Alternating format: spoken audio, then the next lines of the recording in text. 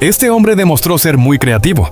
Añadió un techo transparente a su motocicleta, soldó barras de acero al marco de la moto y las cubrió con una malla de alambre. Luego roció espuma de poliuretano sobre la malla, la dejó secar y la moldeó. Después alisó la superficie y rellenó los huecos con más espuma. Finalmente recubrió el molde con yeso mezclado con endurecedor para darle mayor resistencia. En el interior añadió tableros para reforzarlo aún más. En un horno casero, utilizando elementos calefactores, calentó una lámina de plástico. Después moldeó el plástico caliente sobre el molde, lo dejó enfriar y unió las dos mitades con tiras de metal. La prueba bajo la lluvia fue un éxito. Funcionó perfectamente.